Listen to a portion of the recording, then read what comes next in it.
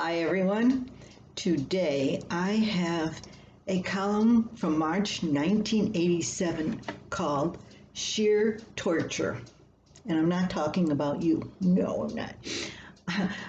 A proud Robbie came to me the other day. I'm in the school spelling bee on Wednesday. Can you come?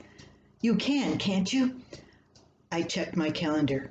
Wednesday was open. Still, I hesitated. Vague childhood memories of painful spelling bees gave me an uneasy feeling. The shy little girl I was, who became sick to her stomach before spelling bees, who struggled to think if I came before E, who always failed, told me to stay away from Robbie's spelling bee. Do you actually want to watch your son fail like you did? Remember, he inherited your poor spelling gene. Be quiet, I told myself. You were just a kid, a scared child. I'm an adult now and a mother. I think I've grown enough to support my son in a local spelling bee. On Wednesday, all the young contestants looked nervous as they waited their turn at the school hall microphone. Robbie looked especially vulnerable to me. The student audience fidgeted quietly. I sat in the back row behind a handful of parents.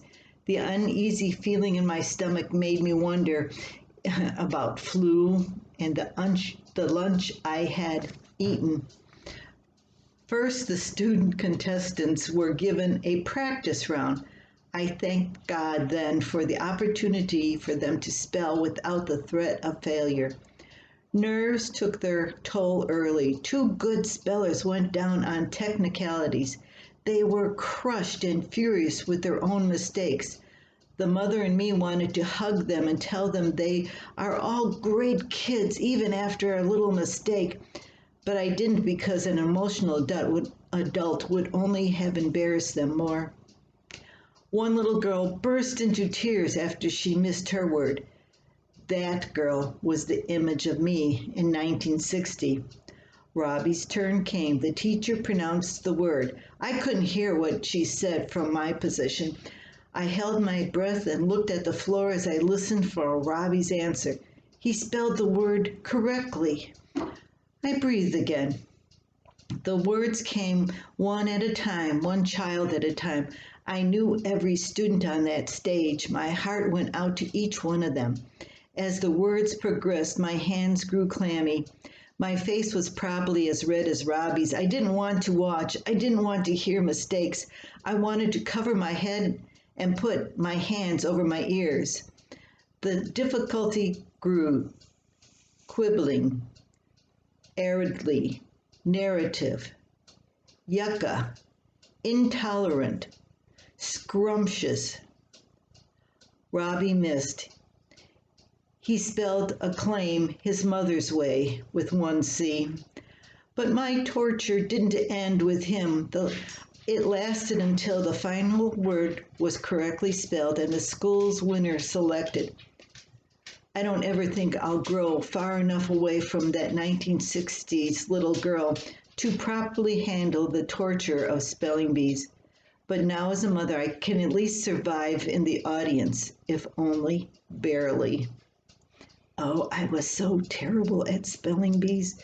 I'm a terrible speller.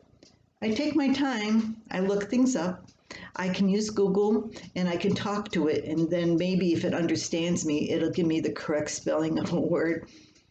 But when I was in spelling bees, I was grateful if I made it through the first round, and really, really happy if I made it through a second round. And then I didn't mind if I missed, because then I could relax. So I didn't want to be up there too long at all. From this poor speller, I hope you have a great day and have somebody to share it with, even if it's a cat. Until next time, have a day out in the sunshine.